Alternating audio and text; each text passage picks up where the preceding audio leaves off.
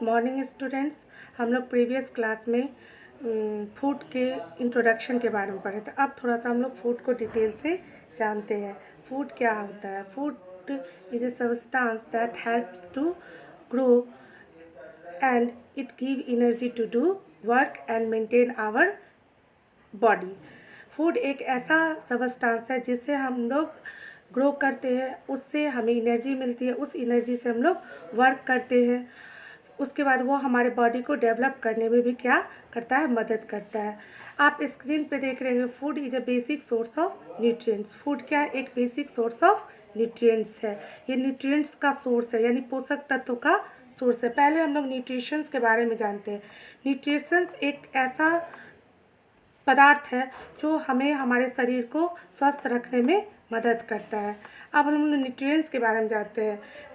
A substance that needed to keep a living things alive and help to grow and maintain life. Nutrients एक ऐसा substance है जो body को grow करने में और बॉडी को डेवलप करने में क्या करता है? मदद करता है। ऐसे तो बेसिक न्यूट्रिएंट्स 5 ही हैं।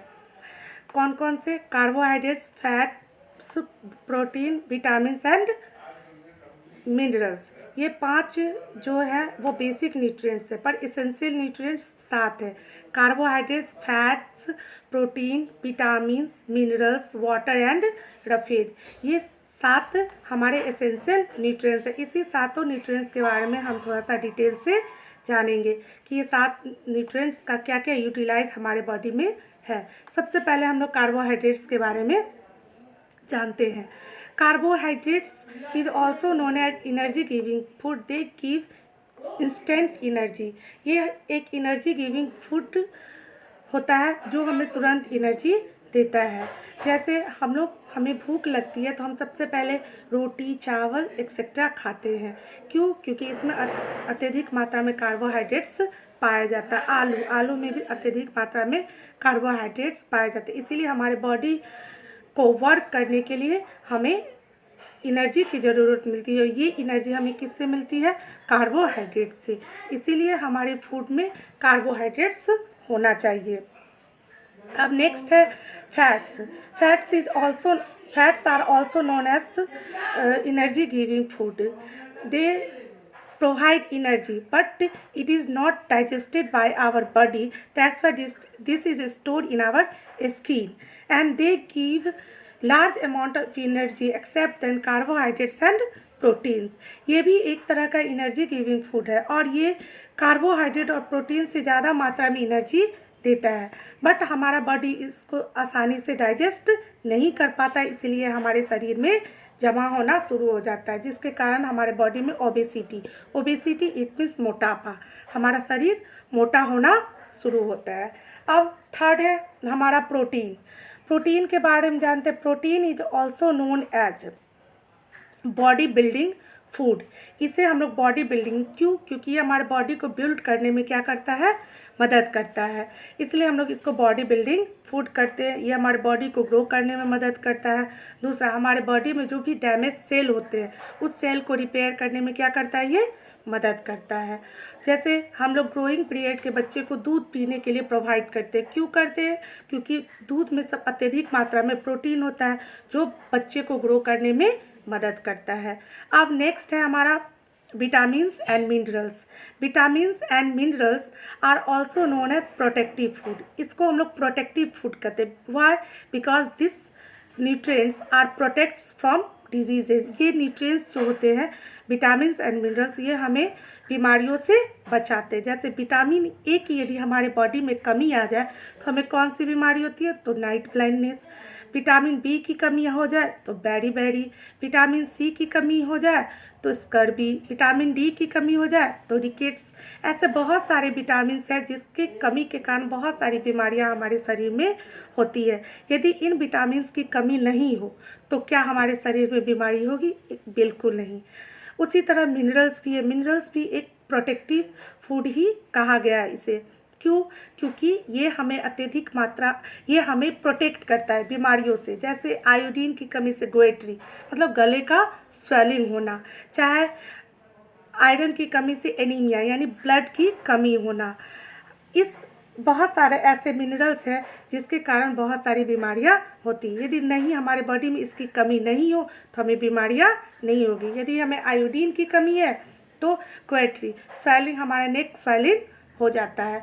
दूसरा, यदि आयरन की कमी है तो एनीमिया नामक बीमारी होती है। एनीमिया इट मीन्स हमारे बॉडी में ब्लड की कमी आ जाना।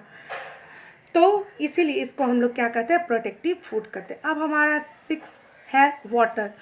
Water works as a transport. ये हमारे बॉडी में एक ट्रांसपोर्ट की तरह काम करता है। जो हमारे बॉडी में न्यूट्रिएंट्स होते हैं उसको एक जगह से दूसरे जगह वो क्या करता है, ट्रांसफ़र करता है। उसके बाद इसका एक और काम है, ये हमारे बॉडी के टेम्परेचर को कंट्रोल करके रखता है। अब हमारा नेक्स्ट है roughage. Roughage is also known as dietary fibre. इसको डाइट्री फाइबर भी कहते हैं। Why? Because this is not digested by our body. ये हमारे बॉडी के द्वारा डाइजेस्ट नहीं होता है, पर ये किसी भी फूड को डाइजेस्ट करने में क्या करता है, मदद करता है। तो इन्हीं सब के कॉम्बिनेशन जो फूड में रहता है, ये सारा न्यूट्रिएंट्स जो फूड में रहता है उसी को क्या कहते हैं हम लोग, बैलेंस डाइट। बैलेंस डाइट किसे कहते हैं, a diet that contains different types of nutrients in right amount. एक ऐसा आहार जिसमें सभी तरह के पोषक तत्व एक समुचित मात्रा में हो, उसी को क्या कहते हैं, बैलेंस डाइट यानी संतुलित आहार। अब हम लोग पढ़ेंगे, मेरा नेक्स्ट टॉपिक है varieties of food. There are different types of varieties are found in our environment. हमारे यहाँ बहुत तरह के वेराइटीज़ ऑफ फूड हमारे इन्वायरमेंट में पाए जाते हैं और उसका यूटिलाइज हम लोग डिफरेंट वर्क में करते हैं। जैसे हम लोग चावल, आटा, इस सब का यूज हम लोग एज ए सेरेल्स के रूप में करते हैं। मस्टर्ड्स, क्यूमिन, इसको हम लोग स्पाइसेस के रूप में करते हैं।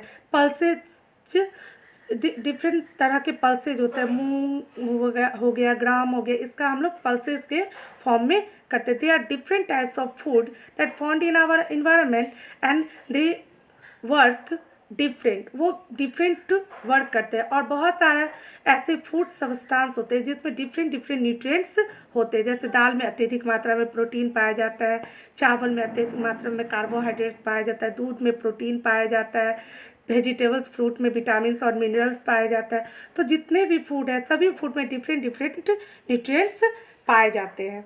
अब हमारे इसमें एक नेक्स्ट टॉपिक है इंग्रेडिएंट्स। इंग्रेडिएंट्स किसे कहते हैं, ingredients are materials required to prepare a dish. Ingredients एक ऐसा मटेरियल्स है जो किसी डिश को प्रिपेयर करने में मदद करता है। जैसे आप लोग देखिए बॉइल्ड राइस के बारे में देखिए कि बॉइल्ड राइस किस किस के कॉम्बिनेशन से बनता है, तो बॉइल्ड राइस बनता है राइस और वाटर के कॉम्बिनेशन से। तो एक नया डिश फॉर्मेट हुआ बॉइल्ड राइस। इसी तरह आप ले लीजिए पल्सेस बनाना, दाल कैसे बनाते हैं, तो हम लोग दाल लेते हैं, फिर वाटर लेते हैं, फिर सॉल्ट लेते हैं, फिर टर्मरिक लेते हैं, फिर ऑयल लेते हैं, फिर हम लोग पल्सेस फॉर्मेट करते हैं। तो ऐसा मटेरियल जो एक दूसरे से कंबाइंड होकर के एक नया डिश बनाता है, वैसे मटेरियल्स को हम लोग क्या कहते हैं, इंग्रेडिएंट्स कहते हैं। अब हम लोग सोर्सेज ऑफ फूड के बारे में पढ़ेंगे। There are 2 types of sources of food, first plants and seconds animal. आज हम लोग प्लांट्स के बारे में पढ़ते हैं कि they are all parts of plant that are edible. मतलब जितने भी पार्ट्स ऑफ प्लांट होते हैं वो खाने लायक होते हैं। एडेबल का मतलब क्या होता है, which substance that we eaten, वैसा पदार्थ जो हम लोग खाते हैं वैसे पदार्थ को हम लोग एडेबल कहते हैं।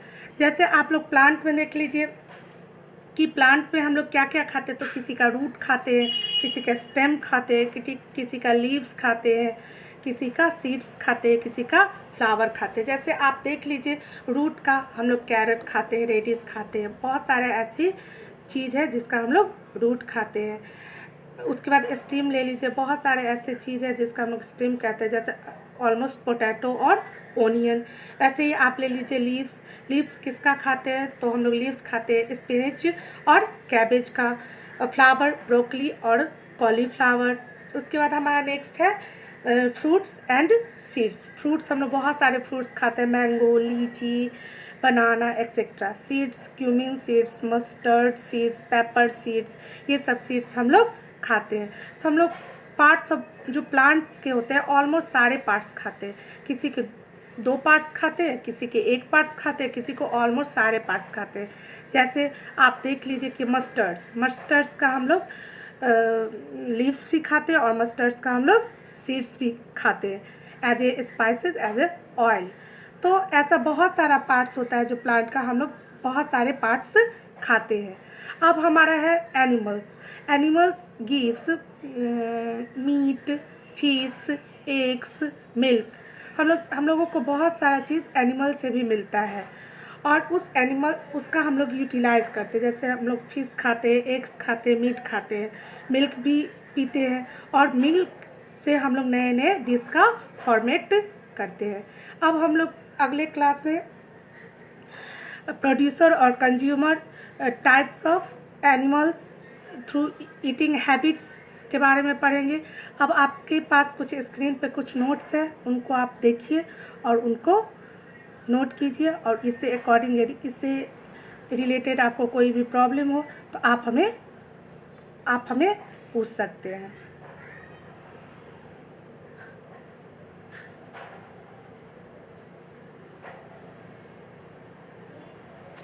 देखिए आपके स्क्रीन पे अभी दिखा रहे हैं कि food, nutrition, types of nutrients. इसका आप स्क्रीनशॉट लेकर के इससे नोट्स बना सकते हैं। दूसरा देखिए उसमें आप टाइप्स ऑफ न्यूट्रिएंट्स के बारे में भी डिफाइन किया गया, carbohydrate, fats, vitamins, minerals, protein, water, roughage. Edible का मतलब क्या होता है? The substance which we eat, ऐसा पदार्थ जिसको हम लोग क्या करते हैं, खाते हैं।